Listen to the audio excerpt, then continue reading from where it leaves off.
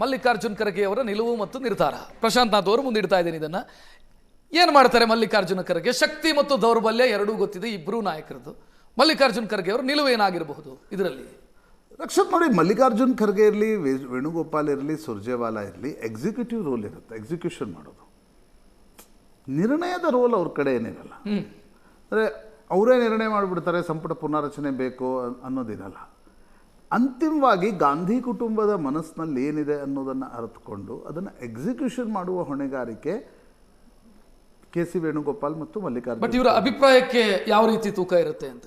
ನಿಶ್ಚಿತವಾಗಿ ಅಭಿಪ್ರಾಯಕ್ಕೆ ಇರುತ್ತೆ. ಯಾಕಂದರೆ ಕರ್ನಾಟಕದಲ್ಲಿ ಏನು ನಿರ್ಣಯ ತೆಗೆದುಕೊಂಡ್ರೆ ಏನಾಗಬಹುದು ಅನ್ನೋದು ಮಲ್ಲಿಕಾರ್ಜುನ್ ಖರ್ಗೆ ಅವ್ರಿಗಿಂತ ಚೆನ್ನಾಗಿ ಯಾರಿಗೂ ಗೊತ್ತಿರಲ್ಲ. ಕರೆಕ್ಟ್. ಆದರೆ ಇಷ್ಟು ಸೀಸನ್ ರಾಜಕಾರಣಿಗಳಿಗೆ ರಕ್ಷತ್ ನಮಗಿದ್ದಂಗೆ ಹಿಂಗೆ ಆಗಬೇಕು, ಹಿಂಗಾಗಲಿಲ್ಲ ಅನ್ನೋದು ಖರ್ಗೆ ಮತ್ತು ಪರಮೇಶ್ವರ್ ಯಾವತ್ತೂ ಆ ಹಠವನ್ನು ತೋರಿಸಿಲ್ಲ. ಹೈಕಮಾಂಡ್ ಮನಸ್ಸಿನಲ್ಲಿ ಏನಿದೆ ಅದನ್ನು ಇಂಪ್ಲಿಮೆಂಟ್ ಮಾಡ್ತಕ್ಕಂಥ ಪ್ರಯತ್ನವನ್ನು ಮಲ್ಲಿಕಾರ್ಜುನ್ ಖರ್ಗೆ ಮಾಡ್ಬೋದು ಅನ್ಸುತ್ತೆ. ನನಗೆ ಇನ್ನೊಂದು ಅನಿಸುತ್ತೆ, ಮಲ್ಲಿಕಾರ್ಜುನ್ ಖರ್ಗೆ ಅವರ ಮನಸ್ಸಿನಲ್ಲಿ ಪ್ಯೂರ್ಲಿ ಒಬ್ಬ ತಂದೆಯಾಗಿ ನೋಡಿದ್ರೆ ನಾಯಕತ್ವ ಬದಲಾವಣೆ ಆದರೆ ಪ್ರಿಯಾಂಕ್ ಖರ್ಗೆನ DCM ಮಾಡಬೇಕು ಅನ್ನೋದು ಮನಸ್ಸಿನಲ್ಲಿ ಕೂಡ ಇರ್ಬೋದು. ಯಾಕಂದ್ರೆ ನಂಗೆ ಮೊನ್ನೆ RSSನ ಒಟ್ಟಾರೆ ಪ್ರಿಯಾಂಕ್ ಖರ್ಗೆ ಅವರ RSS ಬಗ್ಗೆ ಏನೊಂದು ಅವರು ವೋಕಲ್ಲಾಗಿ ಗಟ್ಟಿಯಾಗಿ ಬದ್ಧತೆ ಕಾಂಗ್ರೆಸ್ ದೃಷ್ಟಿಯಿಂದ ನಿರ್ಣಯ ತೆಗೆದುಕೊಂಡ್ರು.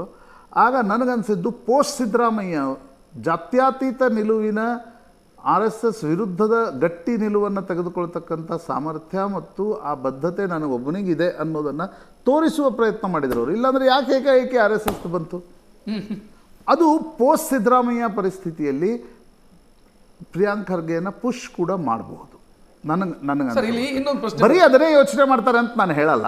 ಒಬ್ಬ ತಂದೆಯ ದೃಷ್ಟಿಯಿಂದ ಅದನ್ನು ಮಾಡಬಹುದು. ಇನ್ನೊಂದು ನನಗನ್ಸುತ್ತೆ, ಹೈಕಮಾಂಡ್ ಏನು ಭರವಸೆ DK ಶಿವಕುಮಾರ್ ಕೊಟ್ಟಿದೆ ಅದು ಗೊತ್ತಿರೋದು ಮಲ್ಲಿಕಾರ್ಜುನ್ ಖರ್ಗೆ ಮತ್ತು ವೇಣುಗೋಪಾಲ್ ಸುರ್ಜೇವಾಲಾರಿಗೆ ಮಾತ್ರ.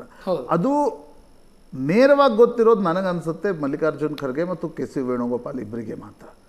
ಹೀಗಾಗಿ ಅದನ್ನು ನೋಡಿ, ಪಾಲಿಟಿಕ್ಸ್ನಲ್ಲಿ ಒಂದು ಇರುತ್ತೆ ರಕ್ಷತ್, ಅಂತಿಮವಾಗಿ ನೀವೇನೋ ಒಂದು ಭರವಸೆ ಕೊಟ್ಟಿರ್ತೀರಿ, ಏಕಾಏಕಿ ಅದನ್ನು ಈಡೇರಿಸಿಲ್ಲ ಅಂತ ಹೇಳೋಕ್ಕಾಗಲ್ಲ. ರಾಜಕಾರಣದಲ್ಲೂ ಅಂಡರ್ವರ್ಲ್ಡ್ನಲ್ಲೂ ಅಂತಾರೆ ಎಲ್ಲರೂ, ಮಾತಿಗೆ ಬೆಲೆ ಇದೆ, ಬೋಲಿ ಪರ್ ದಮ್ ಹೈ. ಪಾಲಿಟಿಕ್ಸ್ನಲ್ಲೂ ನೀವು ಒಂದು ವೇಳೆ ಭರವಸೆ ಕೊಟ್ಟಿದ್ದರೆ ಅದನ್ನು ಈಡೇರಿಸೋದು ಹೆಂಗೆ, ಇಂಪ್ಲಿಮೆಂಟ್ ಮಾಡೋದು ಹೆಂಗೆ, ಸಿದ್ದರಾಮಯ್ಯನವ್ರನ್ನ ಮನವೊಲಿಸೋದು ಹೆಂಗೆ, ಇವೆಲ್ಲವೂ ಕೂಡ ನಾಯಕತ್ವ ಬದಲಾವಣೆ ಅನ್ನೋದು ಖಚಿತವಾಗುತ್ತೆ ಅಂತಾದರೆ, ಒಂದು ರಾಜ್ಯದಲ್ಲಿ ಒಂದು ಬೆಳವಣಿಗೆ ಆಗಿತ್ತು, ದಲಿತ ಮುಖ್ಯಮಂತ್ರಿ ಆಗಬೇಕು ಅಂತ ಒಂದೊಂದು ಧ್ವನಿ ಕೇಳಿ ಬಂದಿತ್ತು. ಮಲ್ಲಿಕಾರ್ಜುನ್ ಖರ್ಗೆ ಅವರು ಎಲ್ಲೂ ಕೂಡ ಅದರ ಬಗ್ಗೆ ಮಾತನಾಡಲಿಲ್ಲ, ರಿಯಾಕ್ಟ್ ಮಾಡಲೇ ಇಲ್ಲ. ಸೊ ಅಂಥ ಸಾಧ್ಯತೆಗಳಿದಾವ ಮಲ್ಲಿಕಾರ್ಜುನ್ ಖರ್ಗೆ ಅವ್ರ ಕಡೆಯಿಂದ? ಲಕ್ಷತ್ ನನಗದು ಸ್ಮೋಕ್ ಸ್ಕ್ರೀನ್ ಅನ್ಸುತ್ತೆ ಅದು. ಯಾಕಂದರೆ ಈಗ ನೋಡಿ, ಇಲ್ಲಿ ಪ್ರಶ್ನೆ ಇರೋದು ಎರಡೇ. ಸಿದ್ದರಾಮಯ್ಯನವರು ಒಂದು ವೇಳೆ ಹೈಕಮಾಂಡ್ ಬಯಸಿದರೆ ಇಳಿಲಿಕ್ಕೆ ಒಪ್ತಾರಾ ಒಂದು ಪ್ರಶ್ನೆ, ಒಪ್ಪಿದರೆ DK ಶಿವಕುಮಾರ್ ಮುಖ್ಯಮಂತ್ರಿ ಆಗ್ತಾರ. ಅದರ್ವೈಸ್ ಏನೋ ಬೇರೆ ಫಾರ್ಮ್ಯುಲೇಷನ್ ಆದರೆ ಕಾಂಗ್ರೆಸ್ಗೆ ಇನ್ನಷ್ಟು ಕಂಟಕ ಆಗ್ಬೋದು. ಯಾಕಂದರೆ ಆಗ DK ಶಿವಕುಮಾರ್ ಇವತ್ತೇನು ಹೇಳ್ತಿದ್ದಾರೆ, ನಾನು ಪಕ್ಷದ ಶಿಸ್ತಿನ ಸಿಪಾಯಿ, ಹಾಗೆ ಉಳಿಲಿಕ್ಕಿಲ್ಲ. ನ್ಯಾಚುರಲಿ ನಾನು ಕಷ್ಟಪಟ್ಟು ಎಲ್ಲ ಇದ್ದಾಗ ಬೇರೆಯವರು ಯಾರೋ ಮುಖ್ಯಮಂತ್ರಿ ಮಾಡಲಿಕ್ಕೆ ಹೆಂಗೆ ಒಪ್ತಾರೆ? ಮತ್ತು ಲಾಜಿಕಲಿ ನೀವು ನೋಡಿ, 78 ವರ್ಷದ ಮುಖ್ಯಮಂತ್ರಿಯನ್ನು ಕೆಳಗಿಳಿಸಿ 82-83 ವರ್ಷದ ಮುಖ್ಯಮಂತ್ರಿಯನ್ನು ಮಾಡಲಿಕ್ಕೆ ಹೈಕಮಾಂಡ್ ಆದರೂ ಯಾಕೆ ಮುಂದಾಗತ್ತೆ? ಅದರಲ್ಲಿ ಜಾತೀಯ ಸಮೀಕರಣಗಳಿವೆ.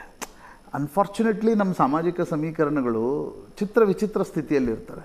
ಹೀಗಾಗಿ ಒಬ್ಬ ದಲಿತ ಮುಖ್ಯಮಂತ್ರಿಯನ್ನು ಮಾಡೋ ನಿರ್ಣಯ ಒಕ್ಕಲಿಗ ಆಸ್ಪಿರೆಂಟನ್ನು ಪಕ್ಕಕ್ಕೆ ಸರಿಸಿ ಬ್ಯಾಕ್ವರ್ಡನ್ನು ಕೆಳಗಿಳಿಸಿ ಒಬ್ಬ ದಲಿತ ಮುಖ್ಯಮಂತ್ರಿಯನ್ನು ಮಾಡೋ ನಿರ್ಣಯ ಅಷ್ಟು ಸುಲಭದಲ್ಲಿ ತೆಗೆದುಕೊಳ್ಳೋಕೆ ಸಾಧ್ಯ ಆಗಲ್ಲ. There will be a social combinations also. Yes, thank you ಡಿಬೇಟಲ್ಲಿ ಭಾಗವಹಿಸಿದ್ದಕ್ಕೆ. ಒಟ್ಟಲ್ಲಿ ದೆಹಲಿಯಲ್ಲಿ ಇವತ್ತು ನಿರ್ಧಾರ ತೆಗೆದುಕೊಂಡರೂ ಕೂಡ ತಕ್ಷಣದ ನಿರ್ಧಾರ ಆಗುವಂಥ ಸಾಧ್ಯತೆ ಕ್ಷೀಣ ಇದೆ ಅನ್ನೋ ಲೆಕ್ಕಾಚಾರ. ಇದಾಗಿತ್ತು ಈವರೆಗಿನ ಪ್ರಮುಖ ಸುದ್ದಿ. ನೇರ ದಿಟ್ಟ ನಿರಂತರ ಸುದ್ದಿಗಾಗಿ ನೋಡ್ತಾ ಇರಿ ಏಷ್ಯಾನೆಟ್ ಸುವರ್ಣ ನ್ಯೂಸ್.